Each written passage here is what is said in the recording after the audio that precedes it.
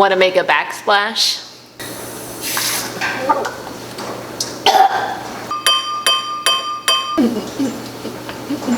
The beverage station is now complete, and I'm so excited to bring you the first video of many really fun components to this dry beverage station in our home.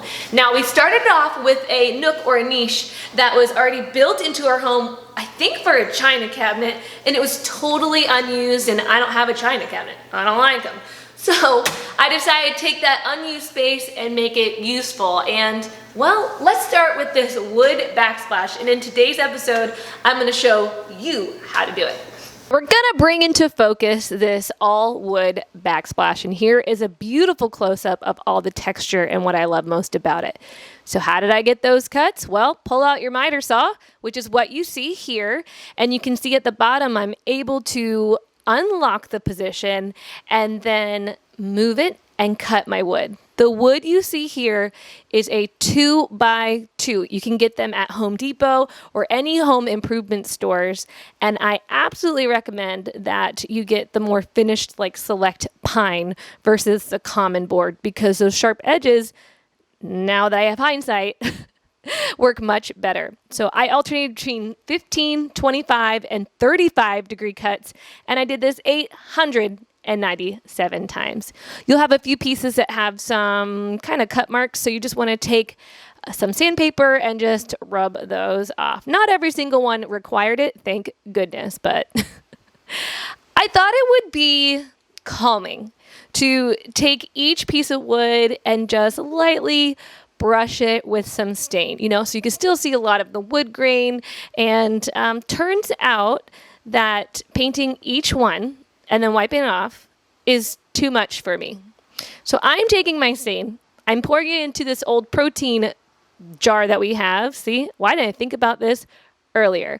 And I'm going to put as many pieces in this bin as possible, like fill it. And yep, get to the bottom, get all the good ones. This cut down on so much time. I'm just going to put a lid on it. I'm going to shake it like a Polaroid picture here. And then once those are all covered, oh yeah, get into it. Oh, see, now it's fun.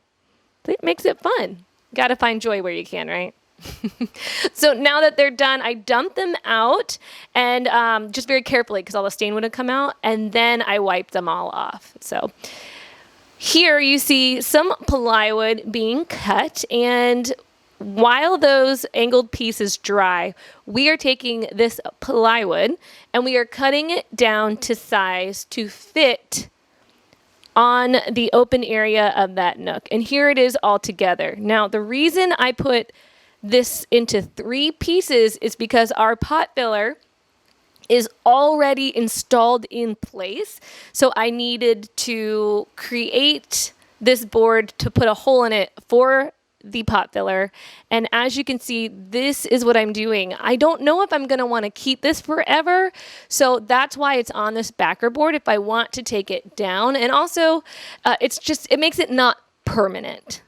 So here I'm laying out the pieces in somewhat of a pattern. I'm just making sure they're all kind of opposite. And this was insanely therapeutic. It was so fun just to make like a little game puzzle out of it. And you can see I'm just going to put it right at the end.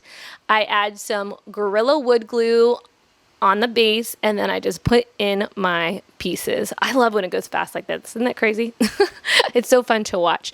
But I repeated this over and over, and I decided to add in some other wood tones, so it was more like a gradient stain pattern and not just all one shade.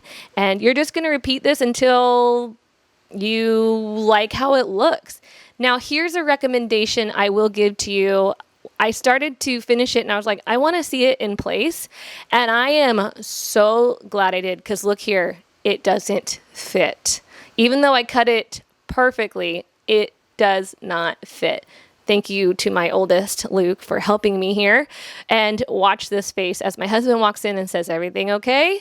And no, I was super frustrated. And here's the face. Ugh.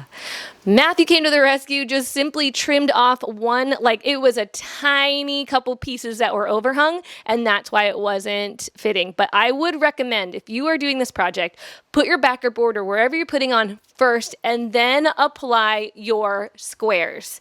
So you can do the design here, and gravity doesn't matter because there's blocks underneath it. So you're just going to keep going here. I didn't like where the pattern was going, so I just switched it around.